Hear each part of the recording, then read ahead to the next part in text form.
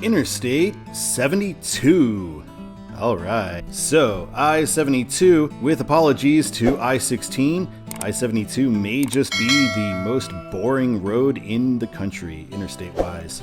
I-72 we see goes from Hannibal, Missouri to Champaign, Illinois, or the other way around. You're watching Control City Freak. This is the YouTube channel where we talk about interstate highways and the places that they are assigned to go to. If you like this kind of content, why not hit that like button? And if you really dig it, go ahead and subscribe. Really appreciate it. Thanks a lot, guys.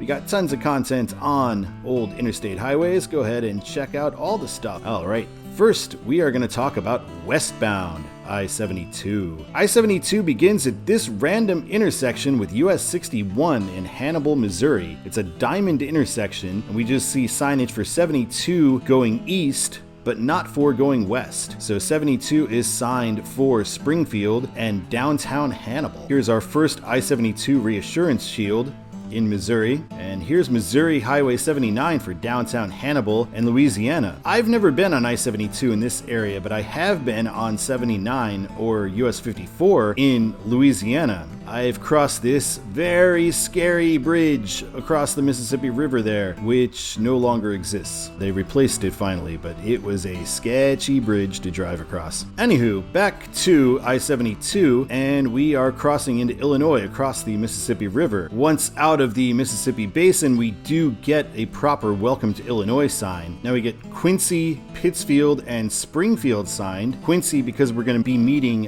172 shortly, and here we meet 172 signed north for Quincy. Strangely though, 72 for Pittsfield and Springfield. I don't know why it's not just Springfield. I know there's the US 54 intersection with Pittsfield, but that's going diagonal the other way. And on the mileage signs, Pittsfield goes away. We get Jacksonville, which is a larger city than Pittsfield, makes more sense as a secondary, and then Springfield. Coming into Springfield, we meet I-55, so we're going to be on North 55, Chicago, and 72 Decatur, and we see the sign for 55 South St. Louis. After a couple of exits, we leave I-55, and we are now on 72 Decatur. Look at that weirdly small I-72 shield on that sign. We get our mileage signs, Decatur and Champaign-Urbana already on there at the bottom line. Coming toward Decatur, we get 72 signed now east for Champaign and for Bloomington, because that's where US 51 is heading. Once out of the Decatur area, we are now signed for Champaign-Urbana, and Indianapolis even makes an appearance here. So that's kind of surprising for IDOT. Toward the end of the road, now we get Interstate 57 4 and Champaign-Urbana 8.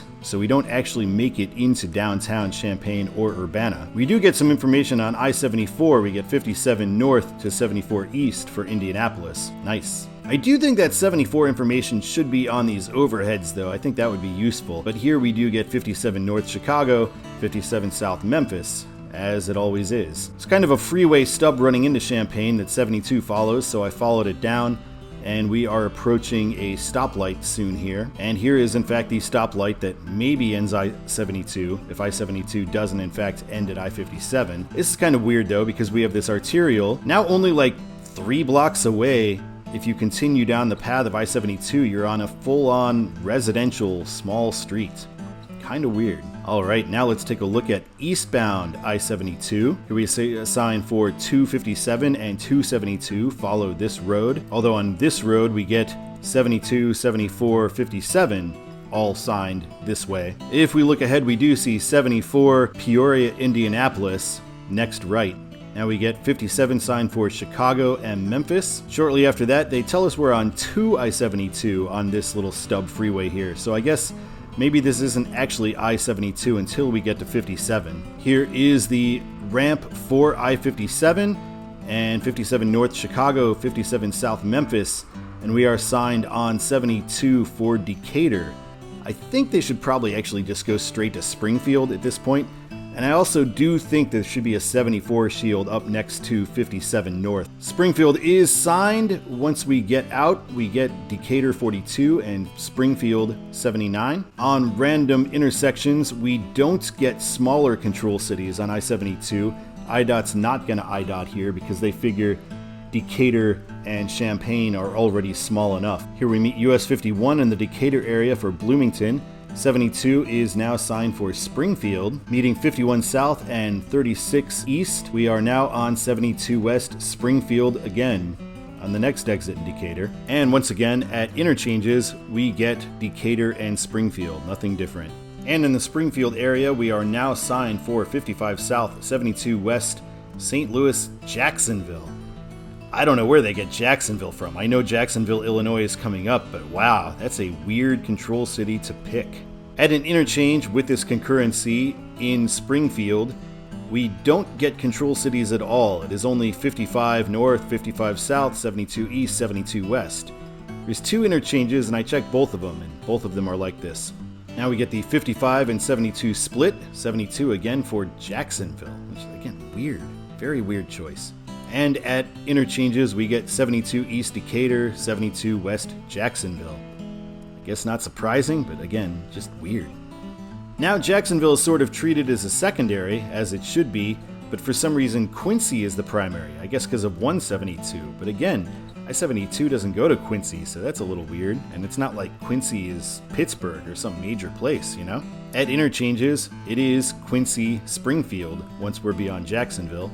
This is a little weird. We get 67 North Jacksonville, but at this point we've already passed Jacksonville. Jacksonville's already behind us. So why sign it for 67 North? And we've got US 54, Illinois 107, which is Pittsfield, and then Quincy. Here is where US 54 gets off, and this is where I've always gotten off I-72. I've taken this a few times, usually when it used to be US 36, like way back in the day with my family on trips, doing a shortcut around St. Louis. From out here, we now get Quincy Hannibal and 72 East for Springfield.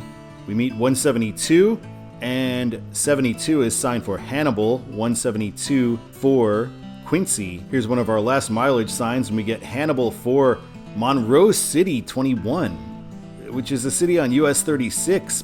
Why would you sign that? Why not do something further down, St. Joseph, or even better, Kansas City? Kansas City would be the way to go.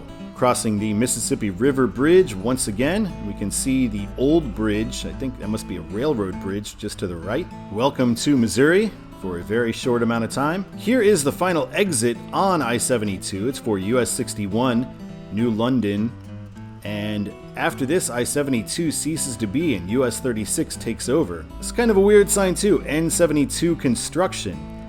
It doesn't seem like there's construction. Continue on 36 West, that makes sense, but I don't know why the word construction is on that sign. That is, in fact, the end of I-72, so let's take a look at Todds the way it should be. So for Todds the way it should be, for eastbound I-72, I think it should be Springfield, Decatur, and Champaign, just as it is. Maybe Indianapolis too, but we don't actually make it all the way to Champaign, so how it is here is fine. Westbound, I would just say Springfield and then Kansas City. Illinois wants people to go on I-72, go through Forgotonia in western Illinois. Seems like signing Kansas City would be the way to go to get more long-distance traffic to take I-72. It is the fastest way from Springfield to Kansas City along US 36 there, and you bypass St. Louis and you're in Illinois for longer. So, seems like a win-win-win. I have no idea why Illinois doesn't do it, but IDOT's gonna IDOT, I guess. Thank you so much for watching this episode of Control City Freak. Please check out my other content. I got tons of other videos from every road from 2 to 72 now. My name is Todd, and keep on trucking.